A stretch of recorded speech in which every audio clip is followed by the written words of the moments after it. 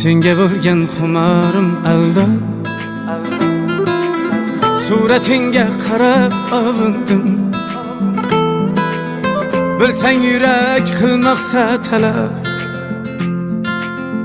bugun seni juda sog'indim. Hasratimga dengizlar guvoh,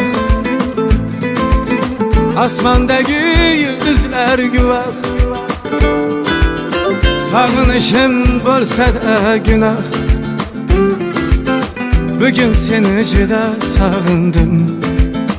Sog'indim visolingni, sog'indim jamolingni, sog'indim xayolingni, xayolingni sog'indim. Sog'indim visolingni, sog'indim jamolingni, sog'indim xayolingni, xayolingni sog'indim.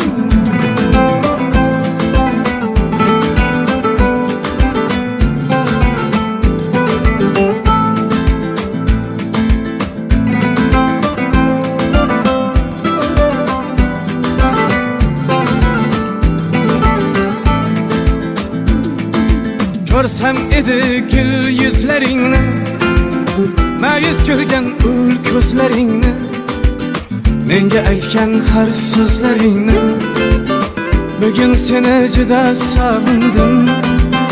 Sochlaringni uchurar shamol, kelarmi deb so'rarman xayol. So'zim tingra ey sohib jamol, bugun seni juda sog'indim. Sog'indim visolingni, sog'indim jamolingni, sog'indim xayolingni, xayolingni sog'indim.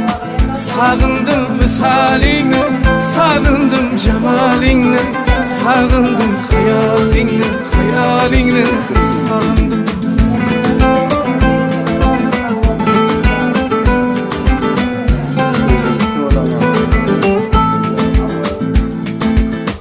Arazingni hech qo'ymasang ham,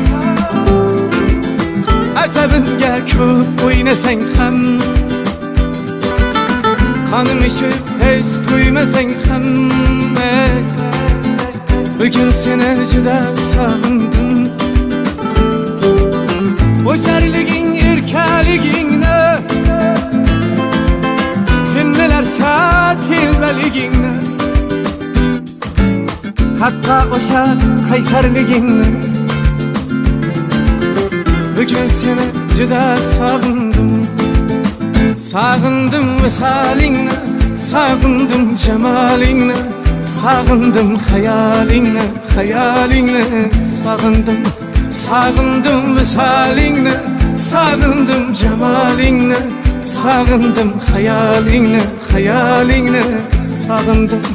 Sog'indim visolingni, sog'indim jamolingni, sog'indim xayolingni, xayolingni sog'indim. Sog'indim visolingni.